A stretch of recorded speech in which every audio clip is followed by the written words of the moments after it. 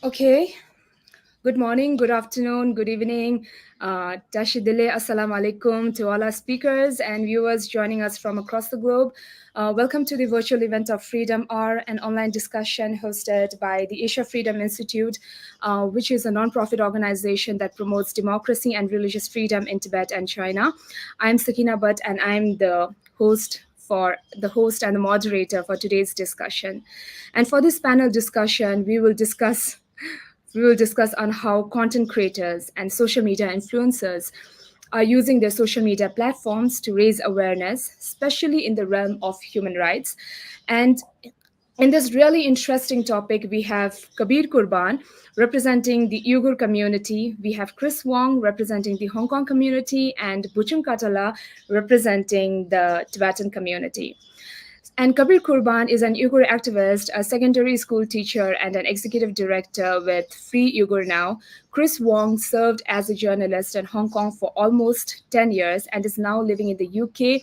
He started his own YouTube channel that has over 100K subscribers.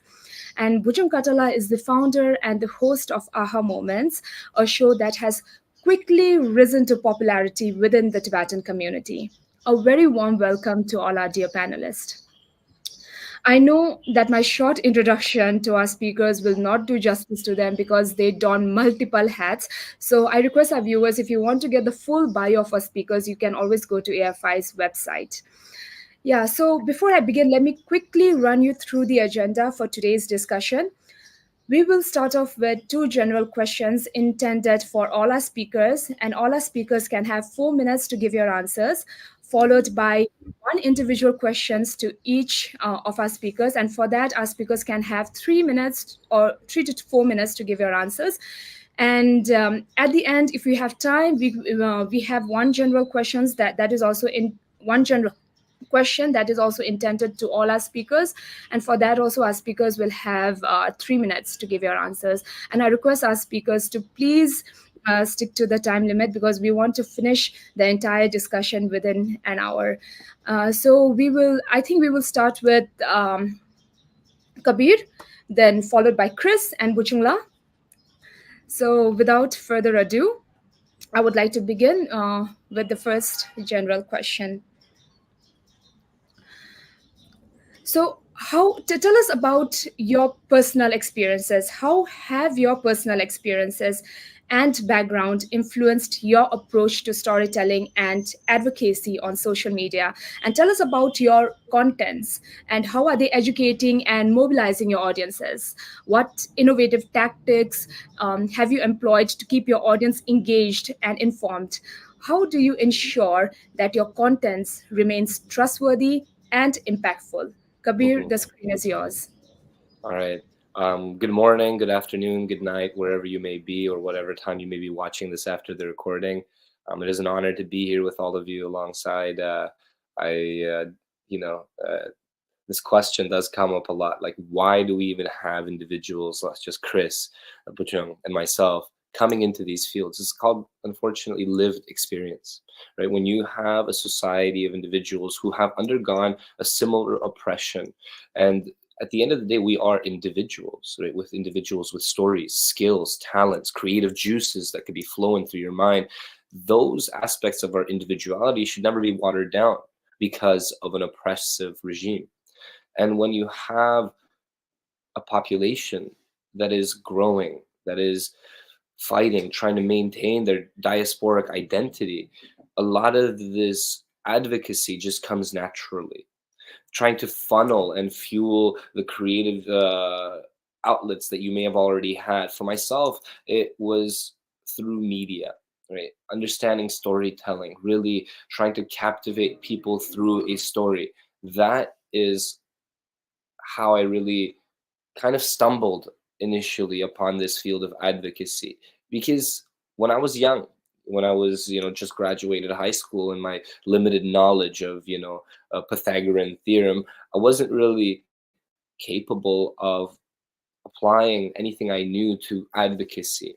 So as soon as I saw that social media was a place where I could just talk to people, where I could educate people, I saw that, whoa, hold up, I can inform individuals here. And then as I started doing that more, you start finding an audience of people who are interested, inclined. And then after you find your niche, you see what works and what doesn't. You you kind of like bob and swing. There's an art to it. You're like, okay, wow, I did this. I put in all this work and nothing happened. And then something so simple, you put no work in, and then you'd imagine that this wouldn't be the epitome of your success. But then that's the stuff that everybody wanted to see. That's the stuff that went viral in a sense. So if I'm getting your question correctly, is how does one stumble upon this field, and how do you really like hone into your talents to try to figure out what it is? It is not an individual approach as well. As much as I have creative juices, Chris, Bachung, we have a community that we have to utilize. We have to bounce off of, because I am not a monolith.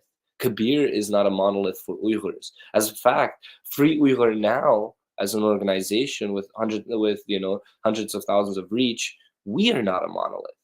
Right? And we try our best to include all these diverse voices, but within that there's so much creativity, so many ideas, so many contending ideas, even, that we have to sit down and say, okay, hold up, we are trying to do what's best. And through discourse, we manage to create content that allows people to express themselves, to allow people to be represented. So really making that space for individuals with lived experience, as well as people who want to now that we have reached, including people who want to help, that may not come from an Uyghur background, that may not come from a Tibetan, Mongolian, Chinese, Han, Hong Kong background. It allows people to come in and see it and express themselves.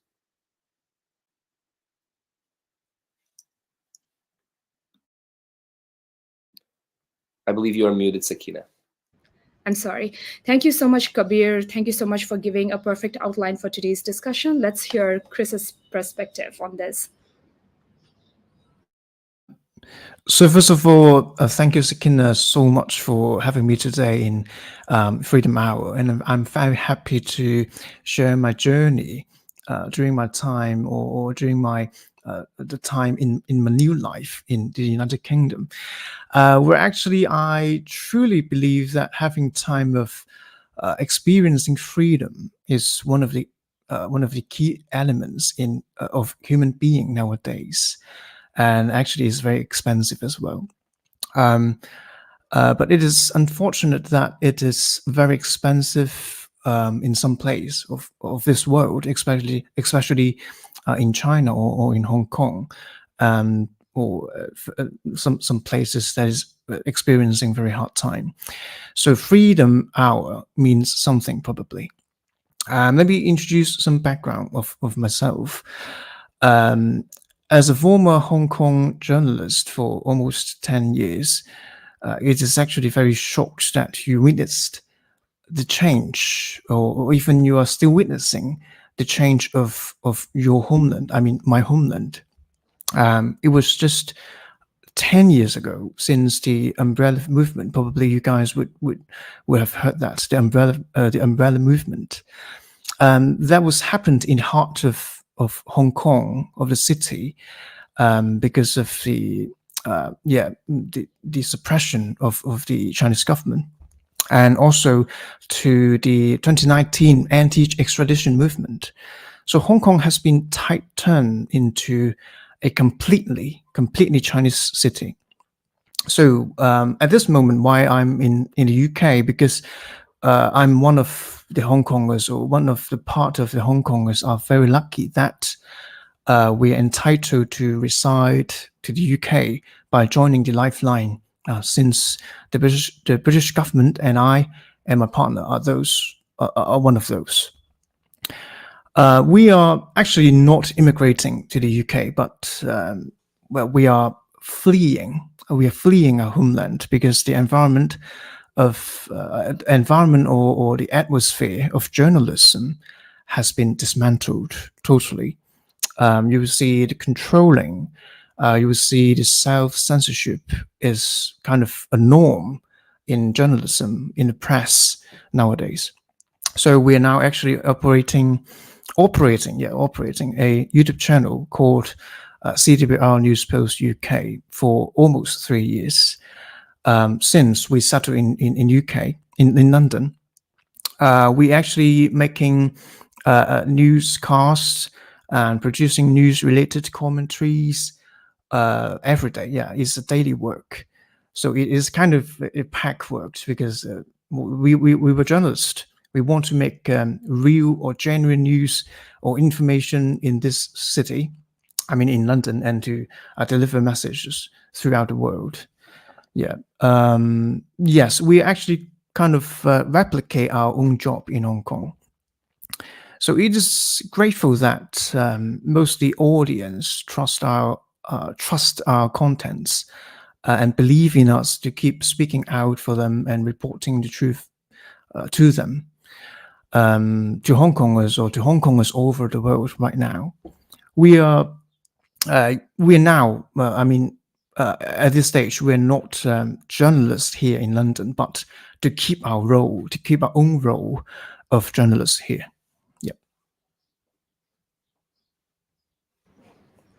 Thank you so much, Chris, for letting us, for mentioning about the umbrella movement. And also it is so nice that you have decided to continue doing what you were doing back in Hong Kong in the UK. And congratulations for the 100K subscribers on your YouTube channel.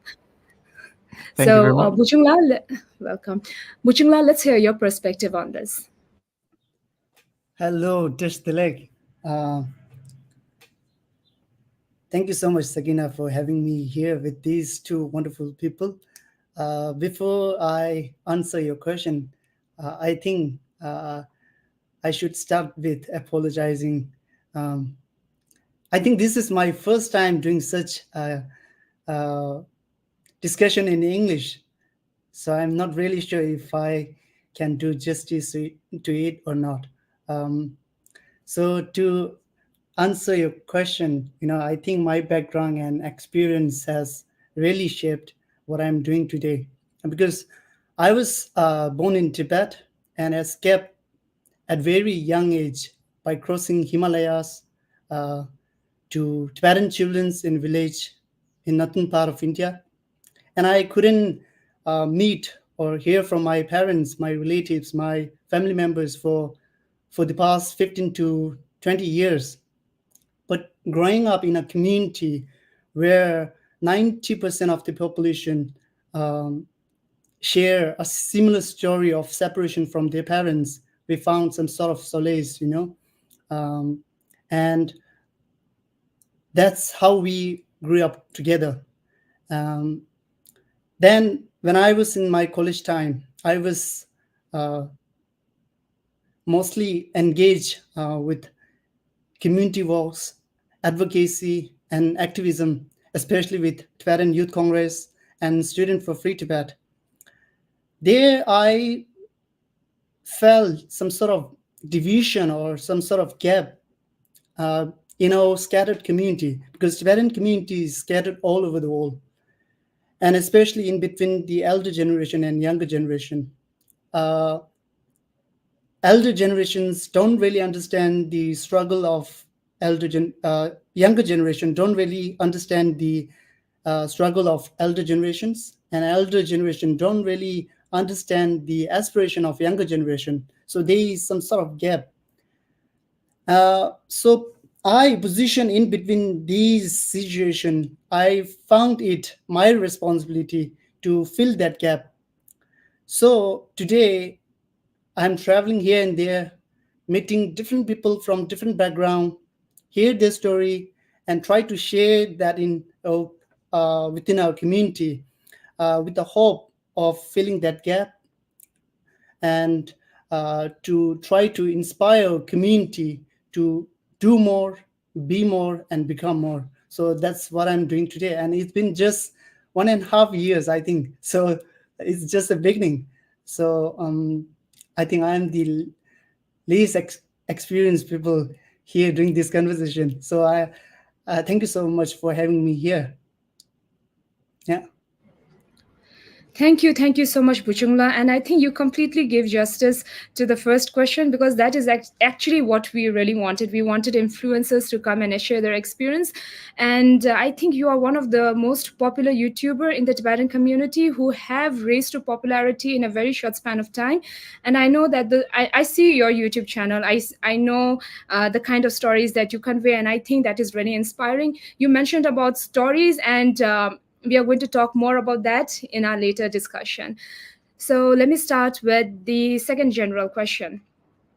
The second question is quite important because in 2022, the Australian Strategic Policy Institute, ASPI, published a report titled Frontier Influencers, the New Face of China's Propaganda, which details how the Chinese government and the CCP is using the Uyghur, the Tibetan, the Mongolian, and other influencers from these communities on YouTube to promote a whitewashed image of these regions and counter criticisms of the China's human rights problems. So these influencers are only promoting the positive and clean image of these regions, ignoring the negative issues, especially regarding human rights. So as influencers within your respective communities, what responsibilities do you think you hold in countering the PRC and the CCP's disinformation? How do you actively engage your audience on issues related to highlighting the repressive Chinese government policies in East Turkestan, in Hong Kong, and in Tibet? Kabir. Wow, a bullet of a question. But one thing always important is to not dial into the hate and dial into those propagandist ways of China. Let's put it that way, because the reach that China has, we in a sense can't really cut that off, right?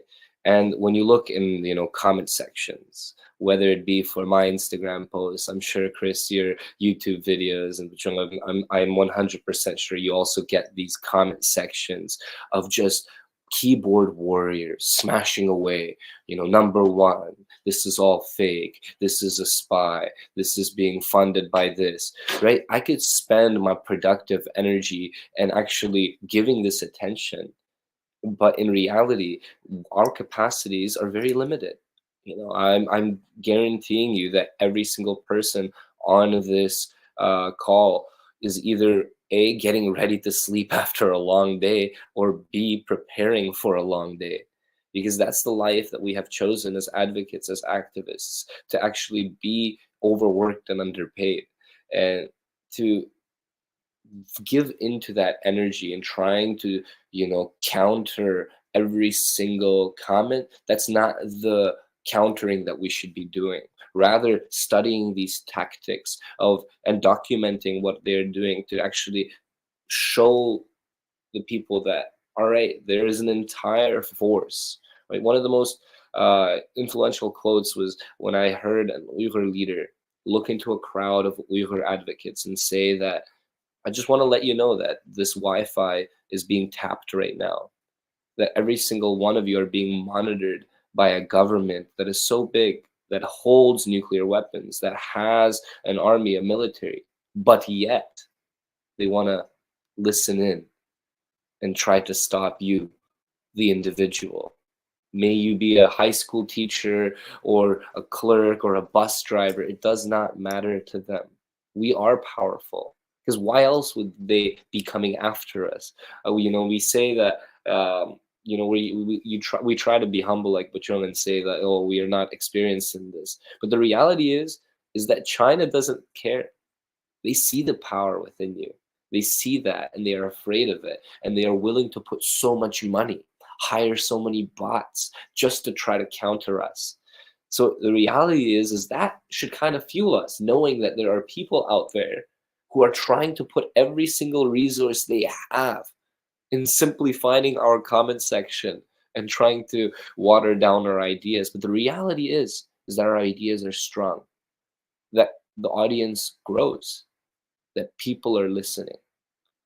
And if we put our energy into trying to counter every single bit of disinformation. The reality is we are actually at a lack of content knowledge, right? So we should focus more on truths, focus more on realities, rather than trying to undo the harm that someone else is trying to put forth on us. That this is our voice, not our tool to take someone else down. Rather, we should voice ourselves and not really pay attention to the propagandist ways, because there's a certain reach that China has beyond our control as well. They have an audience that they can easily disseminate information to right away, and people will absorb it. And we have our audience, and slowly over time, their audience will see the truth. It's not that our audience will sway away, right? The message is clear, and as soon as someone hears it, it's very hard for anybody to step away from it and say, whoa, this is not true. You know, when you build character, when you build a personality, it goes a long way. And that is the type of content that people want to see. They want to see more information rather than us just trying to dispel something or slight rumors that are fake and not real. And all these comment sections, honestly, they need to step up their game. You know, we have been adapting. We have been bobbing and weaving, and these comment sections have been staying the same. They have not come up with newer tactics. It's always the simple typing, this is fake news. Okay, tell me how.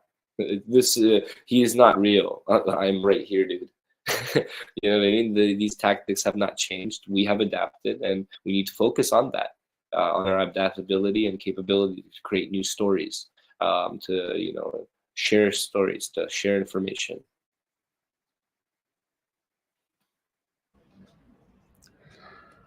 Thank you so much, Kabir, for this really powerful insights and letting us know about the reality of China's surveillance. Thank you so much, Kabir. Let's move on to Chris.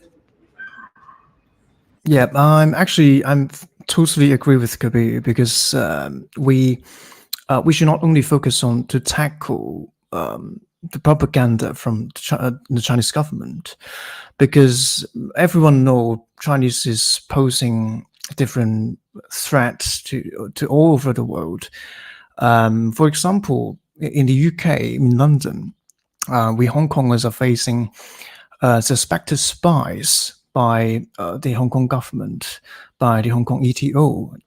And this is a very new concept to Hong Kongers, because Hong Kong in the past living in Hong Kong, or in the past living in UK ruled Hong Kong, British Hong Kong, it is not the concept of Hong Kong facing a Chinese spy.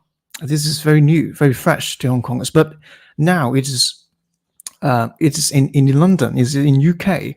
This is ridiculous to Hong Kongers, but actually it is happening. So we're facing propaganda, we're facing intimidation, we're facing infiltration. These tactics are all from Chinese government or from CCP. So, and as a journalist, is probably is different from advocacy. As a role of journalist, we should provide more information, or genuine information. As we all know, Hong Kongers fleeing Hong Kong is one of the key factor. Is the freedom, is the political issue, is the freedom of press, freedom of speech, etc.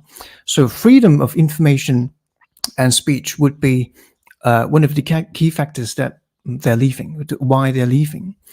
So our content is not just about Hong Kong, but the actual circumstances here in the UK as well. We need to be down to earth, because we are no longer the residents of Hong Kong, but the residents of United Kingdom. So to live in this whole new world, or kind of a more free or freer world, we need to provide information of this new place to us, and the news that would affect our new place, our new home, yeah, such as now the wars, the Russian wars, and the new axis from the east. Let's say China, Russia, Iran, and North Korea. Yeah, this is all information that we have to know, to understand the world, how the world is right now. So we're not actually educating somebody. We are not actually, as a role of the press, we have the responsibility to deliver genuine information. Probably this is our tactic. Thank you so much, Chris. Let's move on to Buchungla. Yeah, I totally agree with Kabir and Chris. As a youth who got some sort of education and also who is in a free country, I think it's our responsibility to counter this kind of disinformation by, also us, Kabir, Chris, and I, we got some sort of platform, right? So I think it's very important for us to, collect and share these true stories by meeting individuals in person and hear their stories, first-hand experience, and share that in our community, right? And I think this is the very important thing to counter such sort of disinformation instead of relying on bias and disinformation. Yeah. Thank you so much, Buchungla, for sharing with us your insights. Now, I would like to move to the individual questions, and I will start with Kabir. So, Kabir, as someone who balances multiple roles, you are a teacher, you are a program coordinator, activist, environmentalist, and a film producer. How do you integrate your advocacy for the Uyghur community into these diverse activities? Also, you have a strong commitment to youth education. How do you leverage your position as a teacher to educate young people about human rights and advocacy? Over to you, Kabir. A good way to start this conversation is authenticity. And although that I do wear a lot of, you may say these hats, I am always the same person when I come into these areas. Right? I do not try to pretend to be a different person when I am, trying to gather a team to make a short film, or I try to, share a post, or when I try to come in front of a classroom. I try to have an authentic self when I present myself. What do I mean by that? I really have to, where are my priorities? What is an agenda, quote unquote agenda, that I may be trying to push?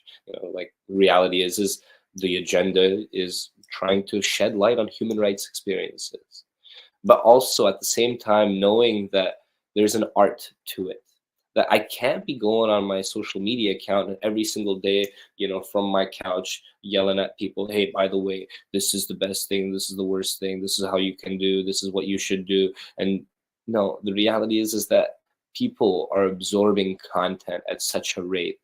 There's so much information passing. And all of this stuff, all of my life, in a sense, does have to do with content. Whether it is producing content for social media, creating more long-form content through film production, or teaching people about content, whether it be from a physics book, it all happens to come down to two things: teaching, content, and visual representation. Right? When I'm in the classroom, I try to create my PowerPoints, try to make sure that what I'm teaching you is actually meaningful. I try to tell people stories. If we're talking about mining, I'll make it evident that I'll give them real world experiences. I won't only stick to what China is doing. I am a human rights advocate at the core of it. What is happening to our brothers and sisters in Congo, in Palestine, in Gaza, it all runs true in heart and deep within our souls. So when I'm in a classroom, the reason I became a teacher was to be the person that I needed growing up. And for me to water down my identity would be a disservice to my students, because I cannot be teaching them that individuals out there in the world have to silence themselves. I'm 100% authentic in the classroom, and I know what to say. There's nothing that I have said in regards to human rights, politics, that shouldn't be said. Right? We'll go through our lesson. Okay, here I taught you about polynomial expansions. Now it's our time to have a quick conversation. How was your day? What are you worried about? Oh, you're worried about school. You want to go into this field, that field. Okay. And then they start asking me, hey, Mr. Qurban, I managed to find you online. What do you do? What is it that this advocacy feel? And then I open up and I let them know that, hey, there's a group of people called the Uyghurs. And unfortunately, I am still having to explain to people that we are a people, that we have that so many people in the world, I have to tell that, hey, it's don't call it Xinjiang, call it East Turkestan. And they'll be like, well, why is that? I'm like, well, you're able of calling it Hong Kong, you're capable of calling it Tibet, and these are not the Mandarin words for these areas, right? Why are we still saying East Turkestan? This is just one aspect of it, but to bring it all back is this sense of identity and authenticity to yourself. You kind of have to sit down and question, what is it that you want to do? And how is it that your roles in society will allow you to be yourself? Right? Whether it be on social media, on Instagram, whether it be through film festivals and trying to reach a different artesian audience, or whether it be at the very much grassroots and the forefront of society level, which is our youth, who will carry our generations to come, who each and every single one of us have witnessed ourselves being little kids, hearing stories, and one day making promises saying that, no, I'm going to bring something to this world. I'm going to do something about it. And because of individuals such as Buchung, Chris, and of course yourself, Sakina, for what you have done for your community is immeasurable. That is one of the only reasons that we continue to do this work, is in hopes that people come along and carry this weight of advocacy. I always tell people, they ask me, what is advocacy? I see advocacy as a very heavy weight, a heavy weight, that people, if we have enough people, we could put our pinky under it and lift it up and move it along to where it needs to go. Or we can try to be a little macho hero and try to put our back under it and carry it. And then you have to keep going, and then it becomes heavy, you have to stop. And that's the reality. So many people are getting tapped out, exhausted. And if we have enough people under the weight of advocacy, some people could take it off their arm and the thing will keep moving. But then you have to remember that every time you take your arm out, that it gets heavier for everyone else, that we have to come back in and chip into this heavy weight of advocacy. It is not mine. Advocacy is not mine. It is not. I am a part of it. I am a part of this movement. Me, alongside Buchung and Chris, there's this big weight, and we put our hands under it. And and what we as content producers are doing is we reach out to people and we scream and we yell and say, hey, come, there's this weight here, and there are good people here. They're trying to carry it, and they need your help, right? Sometimes we have to let go from our advocacy, from whether we be at diplomatic centers, meetings with politicians. Sometimes it gets so overwhelming, we have to let go, and we have to come back to our outlet and make a plea and ask for people to come and join us. And this doesn't just happen on Instagram. This doesn't just happen on YouTube. The amount of real life conversations with a person that you may find at the lineup of the coffee line, and he may follow you and learn from you. Those realities is what we need to work off of. Those realities is what advocacy is, what really is about. I hope that I kind of made sense of what I mean by this authenticity and identity, but that identity doesn't get watered down at the lineup of the coffee stand. That identity is the same one that gets carried into the bus when I sit on it, into the classroom when I teach in it, or in behind the camera when I'm trying to make a film. It is all the same mindset, same authenticity that I have to fuel from. Thank you. Thank you so much, Kabir, for this really interesting definition of advocacy that you just spoke about right now. And Kabir, I see your post on Instagram and I see you campaigning, like, you were campaigning about the forced labor of the Uyghur people in East Turkestan. So I really like your confidence and I really like the presentation that you do. And I wish you like all the very best. And yeah, and I hope that whatever you said right now, those powerful words, everybody will have an insight about that. Thank you so much, Kabir. Chris, let's move on to Chris. So, Chris, you have, like I mentioned earlier, you have transitioned from being a journalist in Hong Kong for almost 10 years to an independent content creator in the UK. And now you have more than 100K subscribers on your YouTube channel, which is a significant global reach. And you tell the stories of the lives of the Hong Kongers who are living in the UK. So what do you hope to achieve from this? What is your purpose in telling the stories of the immigrant Hong Kongers in the UK? And also, could you explain to us briefly about your docuseries, Fenwick Pier, its message and its impact that it had on your audience? Chris, the screen is yours. Yes, thank you. As Kabir said, that we have to use a softer approach to do the advocacy, because this is not to live in a new world, the new place, that you have to adapt to the community. So we have to understand the new place of our living for at the moment. So apart from those hard information like the current affairs, we keep on producing different stories of Hong Kongers, interviewing them to let the world know, to let Hong Kong know, or to let the Chinese government know how or what Hong Kongers actually doing in UK or in different Western world. It is kind of one of the key message, because the Hong Kong government or the regime, it's kind of want to sidetrack people fleeing Hong Kong. So we have the responsibility to get these kind of messages back to Hong Kong or back to China. So we also cover Hong Kong's event in the UK, those assemblies and those UK political issues, for example, elections. Our goal is to request our people, Hong Kongers, to keep eyes on their businesses on their new land, not only UK, but probably Canada, probably Taiwan or US, like that.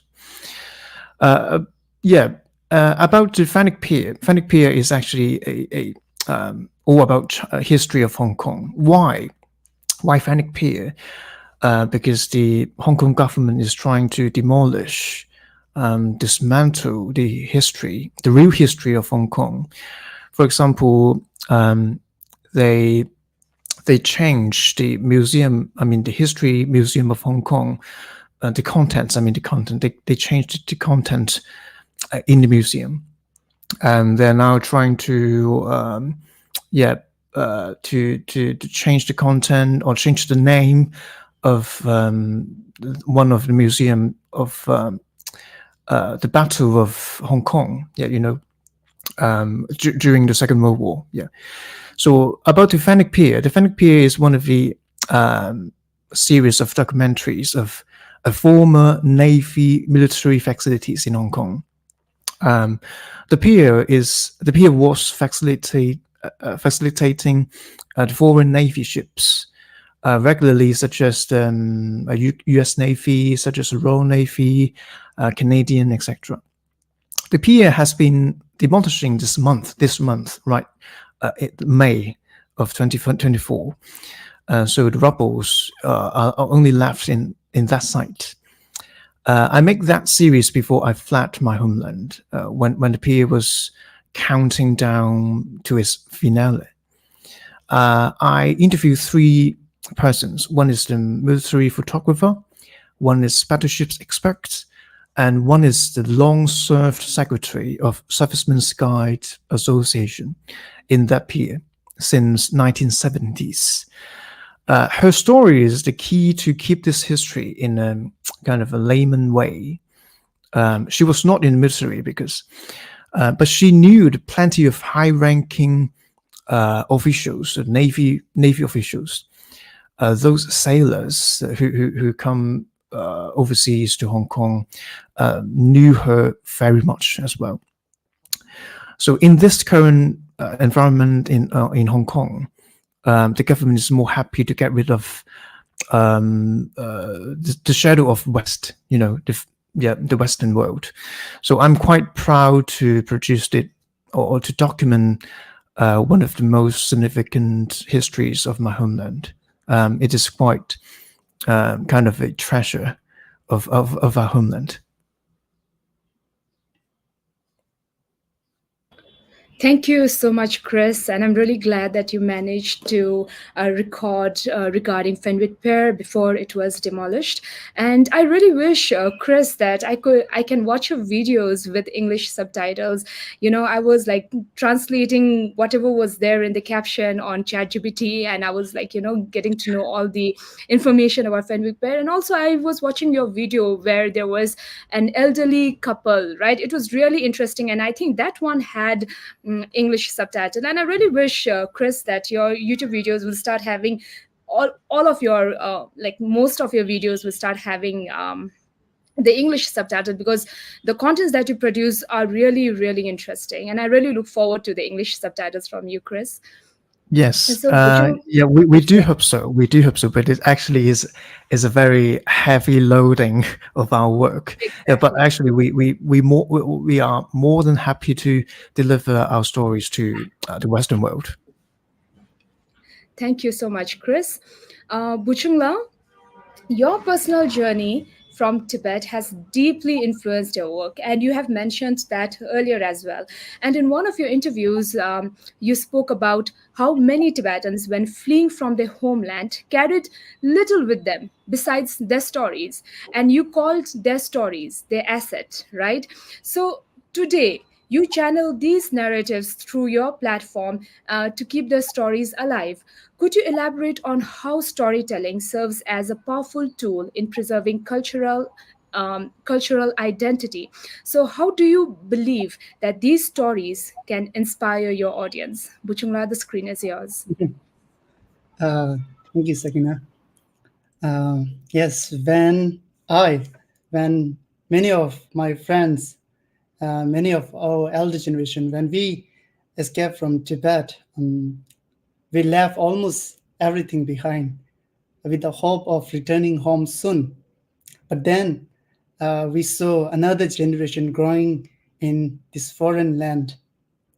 Now, all we have is our stories, and I think the story is the most valuable asset,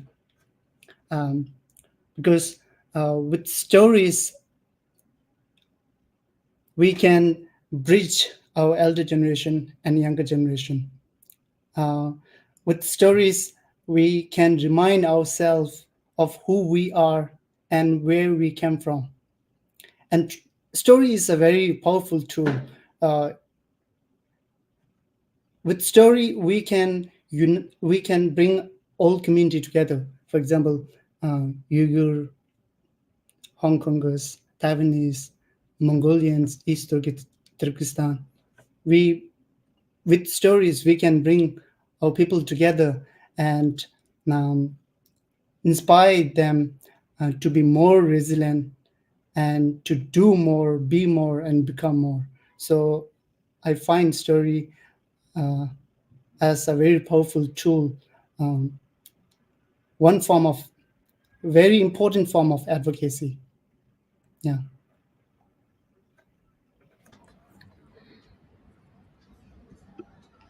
Thank you so much, Buchungla.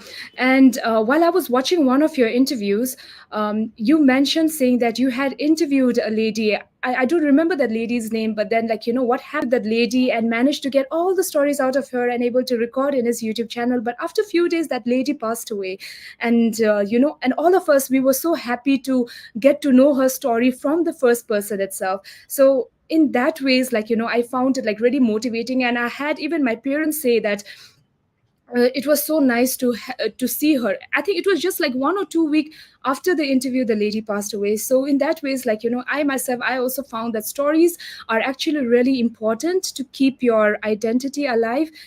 Yeah. So yeah, so that incident was like, that incident just made me realize how important stories are. Thank you Yes, so much, Bushungla. Yeah. that was an old woman in Nepal. So I Yeah. talked about her story from her about her journey from Tibet to exile. And after we record that story, she passed away.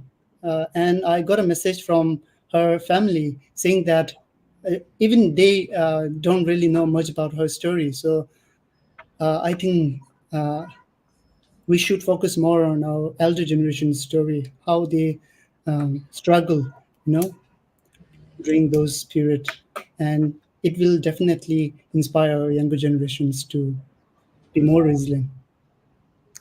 Thank you so much, Bujungla, for everything. Thank you. And yeah, so now we will move on to our last general question, and I request our speakers to please keep it short, because I think we are going to reach our time limit. So we'll start with Kabir again. And in this last question, let's talk about the challenges. So let's discuss about some of the challenges that you face being a social media content creator in your respective communities, and how are you addressing all these challenges. Do you see the role of multi-channel network service providers that can help you grow your audience, enhance your content, and facilitate collaborations amongst creators within the Hong Konger, Mongolian, Tibetan, and the Uyghur communities, so as to tap into new audience and create more engaging content together? Kabir, let's start with you.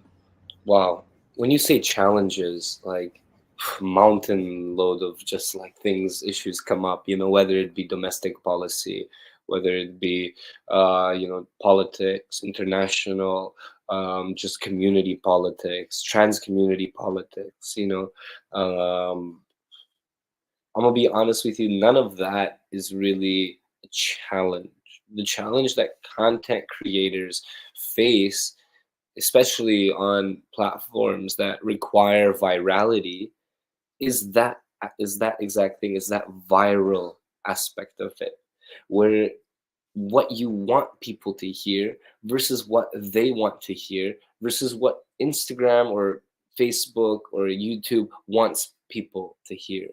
That fine balance of trying to manage what you want to tell people, what people want to hear, but also will go viral, is an art form that very little have mastered. Something that I have not mastered, something that I've learned about, something that I'm like, wow, that work where you create a content when you're like, I got everything I wanted to say to people, but the people aren't listening. So how can I break this down? So there's different tactics of like trying to create more short form hook bite videos that can try to transition them into another video.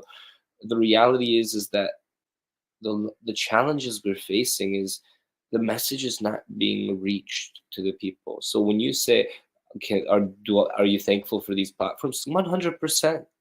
I am right now sitting in a city far away from home, where I came here to do some work in this. I'm sleep deprived, ready to, but I am still very thankful for opportunities like this that allow me to express myself, that allow me to reach people, even if it's one person that from these videos gets like gets more inclined to learn about the Uyghur cause. That is a win, right? If we are to, so the final thing, what I will say, and I'll close it off with this, is what do results look like, and what are the results that we're fighting for, right? If I was to sit here in front of you and say that this conversation between the four of us is going to free the Uyghurs, you'd call me a madman, right? And I'm not like that. When I was younger, I thought I would be capable of freeing them by myself for some silly reason. But the reality is that we are facing these hardcore realities, and the results should be realistic. That we shouldn't make a video and expect 50 million views.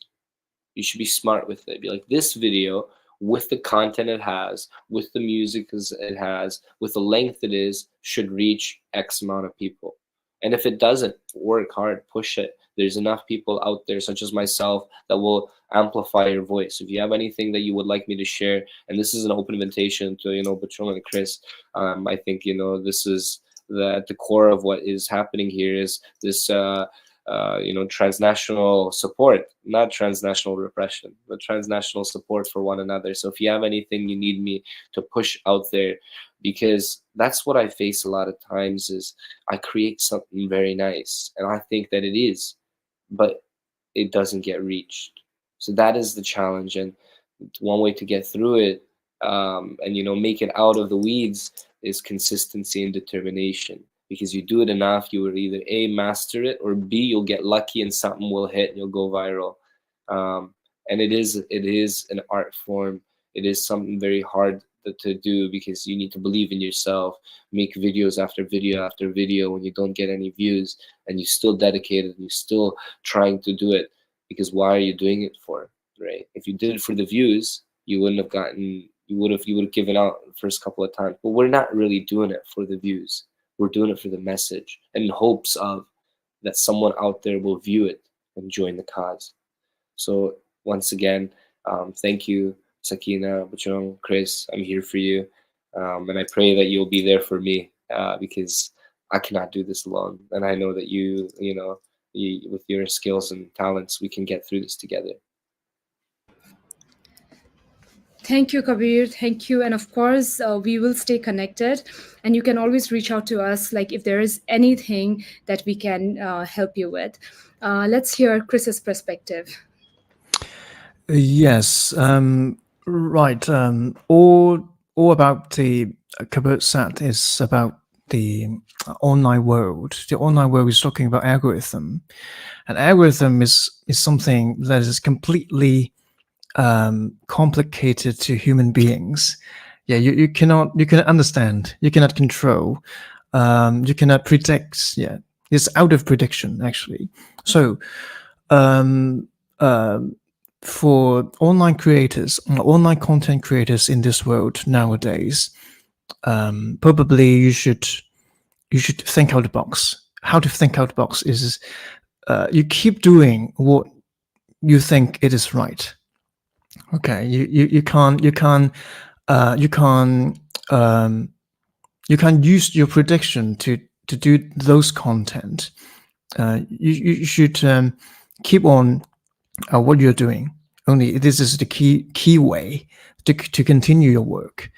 Let's say probably you will believe, oh, this video could reach a very big amount of viewers, but turns out it has just a few thousand. But sometimes something you believe that is kind of a dull content, but it could reach kind of 80,000 views. What is it? You don't understand. So apart from, or as a diaspora journalist, you always want to, you always try to be more attached to your homeland sometimes. But it is not easy at all. Yeah, and probably some factors of I'm not sure, some factors of this circumstances. You will see the regime is kind of repressing the freedom of press. So probably some control is, or some control is. Some power behind. You cannot predict what power at the back like that. So yeah, we could only keep doing what we are doing now. And as you see, the pressure posed by the Hong Kong regime, you will see the white terror You will see the latest extraterritorial intimidation against Hong Kongers in UK. People probably are not willing to show up their faces. People are not willing to be interviewed or to be filmed. This is one of the challenge that we face in London now, or in the UK. So as a result, you will see the spiral of silence would grow bigger, and voices will keep smaller and smaller. Now, this is very important to our community. And if you say challenge, probably another one factor may be the barrier of language. Since our mother language is not English. Our mother language is Cantonese, Chinese characters. So people used to receive information in Cantonese. So when you try to produce English content, or you even produce probably the UK issue, we figure out that people did not show their interest to them, probably. But of course, I believe this would be, this situation would improve once people integrate to the community in the UK. They have the ability to adapt to the English world. This could be improved, I believe. Thank you so much, Chris. And like you said, that there are many Hong Kongers who are not ready to come out in the open. Similarly, I had the same challenge when I was actually looking for speakers for this very topic. And, there were many who said that, they couldn't come for this panel because they don't want to reveal themselves. But I'm really happy, and I'm very glad that we had you, Chris, for this panel. And I'm really happy about the insights that you have provided for this discussion. Thank you so much, Chris, for being a part of AFI's discussion. Moving on to Buchungla. Buchungla, let's hear your perspective on this. Thank you. So you were asking about the challenges, right? And I think challenges are many, like Kabir said before, but it's how we look at the challenge, right? Sometimes we can turn challenges into opportunity, right? And many challenges, like Chris told us before. I was traveling around Europe for the past few months, and I met people with great stories, but they are afraid of sharing that story because they wanted to go back to Tibet, and they are afraid to show their face and tell their story. That's one big challenge. Another challenge is I hear very powerful stories from Tibetan youth across the globe, but there is a language barrier. They are born and raised in Europe, North America. They wanted to share something, but since we are doing this sort of story in Tibetan, they can hardly share their story. So for that reason, I think I need to polish my English and collect their story as well. That one thing I'm planning to do. Other than that, I don't see much. Of course, there are many challenges, but it's how we look at it, right? And of course, you asked about the multi-channel network. I think that will be a very powerful tool to gather all stories together and share with more audience who will definitely resonate with their stories. And thank you so much, Sakina, for having me with Kabir and Chris. It's a wonderful, it's a great opportunity, though it's my first time doing such a discussion in English. I don't know if I did the justice or not, but thank you so much. Thank you so much, Buchungla. And like I said, you completely did justice to today's discussion. You were able to bring out the information that the world needs to know, and I think that is more than enough. And you were very clear with what you were speaking about. And Yeah, it was a lovely and it was a really wonderful discussion. So, thank you to all our speakers for this enlightening panel discussion. And we are extremely grateful to you for sharing your invaluable insights and experiences in leveraging digital platforms to advocate for human rights and counter disinformation. So, today's conversation has not only highlighted the unique challenges faced by the content creators from the Hong Kong, the Tibetan, and the Uyghur communities, but has also showcased the powerful role of storytelling and how storytelling and community engagement play in shaping public discourse and fostering change. So today's discussion is also a reminder on how you can use your own platforms uh, uh, to voice and contribute to the cause of human rights. So whether it's through creating content, engaging in dialogue, or simply by being informed. So let us continue to support the work of our panelists and others like them who are making strides in defending human rights and promoting truth.